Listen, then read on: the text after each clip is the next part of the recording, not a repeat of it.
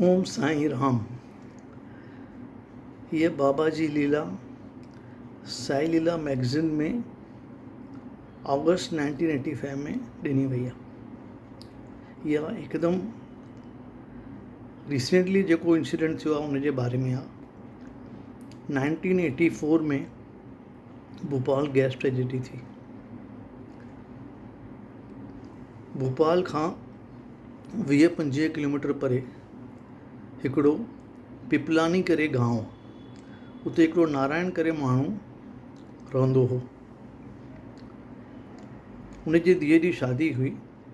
शादी सभु सुख सां थी वई ऐं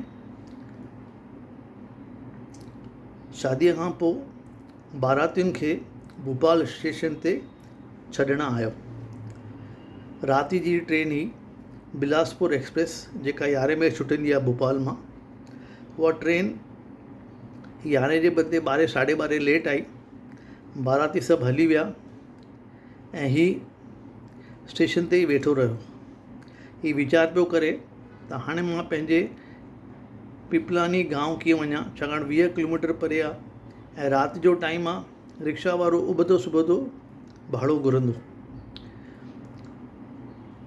त चईं राति जो मां स्टेशन ते आराम थो कयां, सुबुह जो 6-7 बजे उथी करे रिक्शा में हलियो वेंदुसि त मां 20-25 रुपए में घर पहुची वेंदुसि।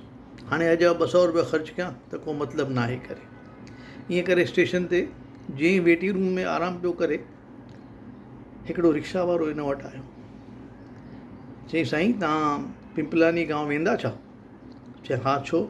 चई न, मां उते ई रहंदो आहियां, मां उते ई पियो वञा, इन करे तव्हां हलो त तव्हांखे मां उते छॾे ॾियां। चई घणो भाड़ो वठंदे? चई 4 रुपया वठंदोमांव। चई 4 रुपया? 4 रुपया छो वठंदे? तव्हां त मिनिमम तव्हांजो 20-25 त थियणु खपे। चई हाणे मां अकेलो त वञा पियो, तव्हां बि गॾु हूंदा, ॻाल्हियूं कंदे कंदे करे पहुची वेंदासीं करे।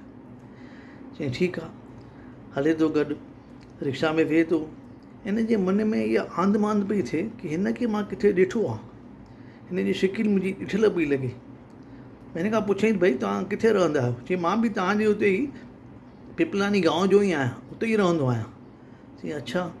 चई चिंता न कर, असां गॾिजंदा रहंदासीं, काई ॻाल्हि कोन्हे करे। चई ठीकु आहे। ईअं करे करे हू पिपलानी पंहिंजे घर ते पहुतो। हिन खे 4 रुपया ॾिनई।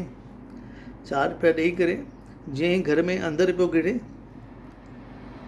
पुठियां मुड़ी ॾिठई त रिक्शा वारो किथे हली वियो करे। सुख राति अची घर में सुम्हियो। सुबुह जो जीअं ई उथियो, हिननि खे भोपाल गैस ट्रेजेडी जी ख़बर पई। हज़ारनि में माण्हू मरी विया, किन जूं अखियूं हली वियूं, के अपाहिज थी पिया। माना एॾी वॾी गैस ट्रेजेडी असांजे इंडिया में कॾहिं न थी हुई करे। हिन जे अखियुनि मां आंसू वहणु लॻा करे। अची करे जीअं ई पंहिंजे मंदर में आयो, साईं बाबा जी मूर्ति हुते ॾिठई त चई अरे हीअ त साईं बाबा मूंखे ख़ासि रिक्शा वारे जे रूप में मूंखे घर वठी आया, मूंखे बचायो। इहो बाबा जो मिरेकल। चओ ओम साई राम, ओम साई राम, ओम साई राम।